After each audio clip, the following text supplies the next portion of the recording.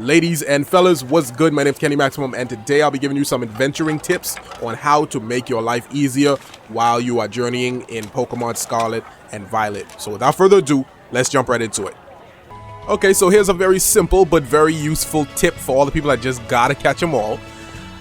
I would suggest you go and find yourself a Scyther real quick. This is actually where we live, our home, right? I teleported to our home. I'll show you where to find one from our home. So follow me on the map.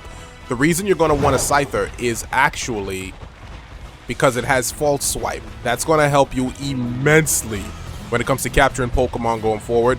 Once you get further into the game and your Pokemon becomes really strong and you want to go back and catch all Pokemon, it's going to become very difficult for you to do that if you keep one-shotting it, all right? So you're gonna absolutely want a Scyther. So just follow this path here, and we'll find it in no time. They're not too far from here. So I'm gonna make a little crisscross over here. Once you get Koraidon, you should be able to find them.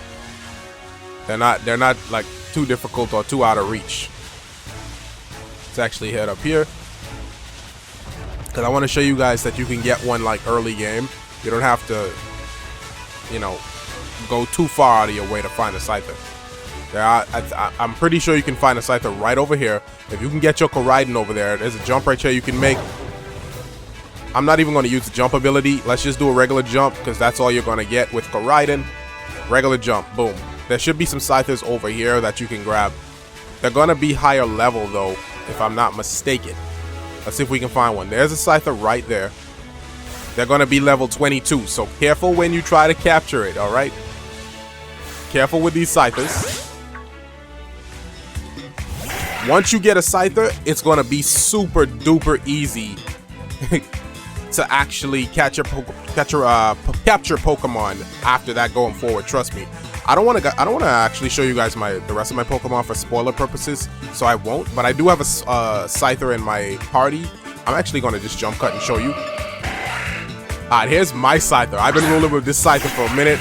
My Scyther is kind of decked out a little bit, so I use this thing to capture Pokemon all the time. Make sure you have one in your team that has False Swipe. Once you hit something with False Swipe, it leaves it with 1 HP without fail, and then it makes it super duper easy for you to capture it after that. So that is an amazing tip for people, especially late game, that keep one-shotting the weaker Pokemon. This is how you do it without killing them, all right? just be careful that the Pokemon you hit does not have a move like Takedown or something, because it will finish itself off. But other than that, you're good to go with Scyther, and that's how you find it. So here's another tip for you guys, and this one is going to be also very, very useful to you. Remember this ledge we just jumped over? Stay over here. This is where the Scyther was. You're going to want to be over here, so you don't even have to go nowhere. Here is the objective right here. The mission objective is to capture a Mastiff, and not just any Mastiff. The Mastiff you want will have the ability called Runaway, and what that's going to do is that's going to allow you to go into some of the deeper, darker trenches to capture Pokemon, all right? Because that ability allows you to run away without fail every single time. Now, you can probably, you know, if you want to go and buy Pokédolls to run away, then be my guest if you want to go through all of that.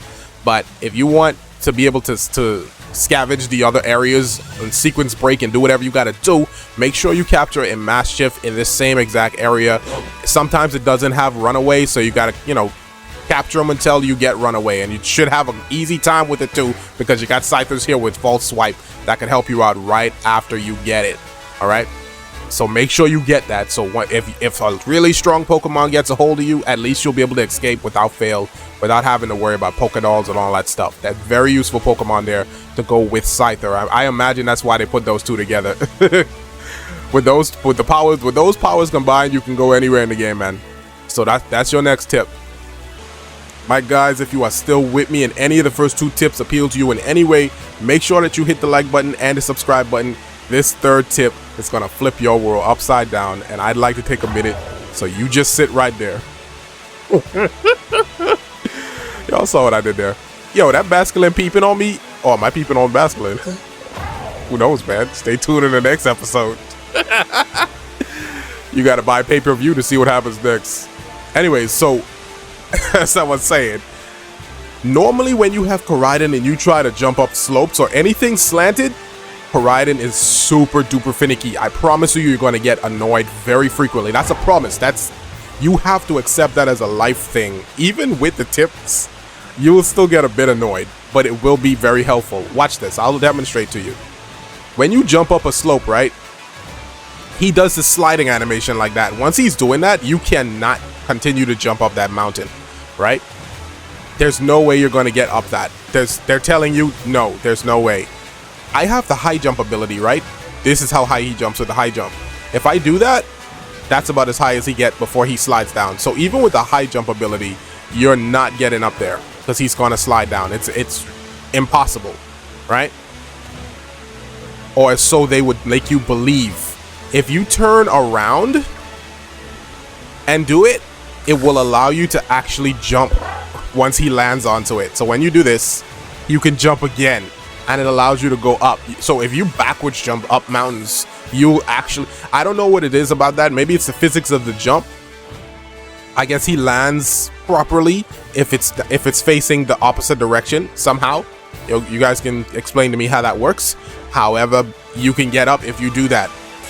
So let's see if we can get up there without the high jump, because it might be a bit more difficult. It will be more difficult, but you might still be able to get up there with a little bit of finessing. You might be able to still do it. You see that?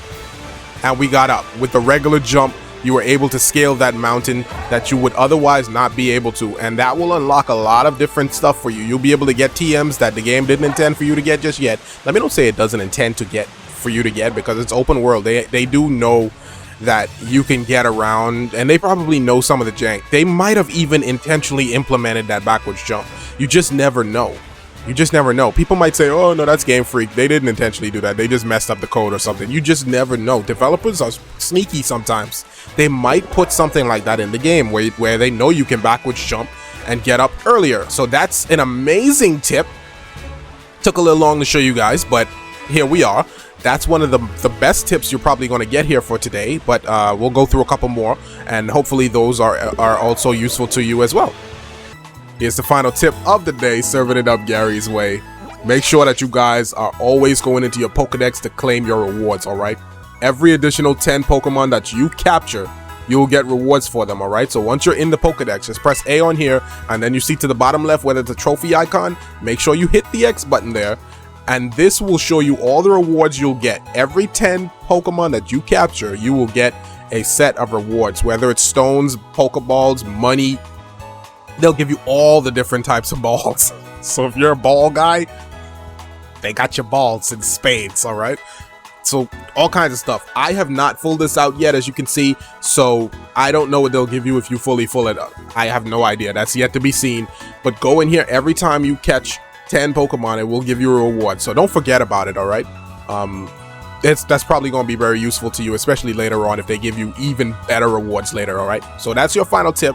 Hopefully you guys got something useful out of this. If you did, again, please guys, make sure you hit the like button, make sure you subscribe, and all of that good stuff. I'll be making tons more videos. I already have more tips for you.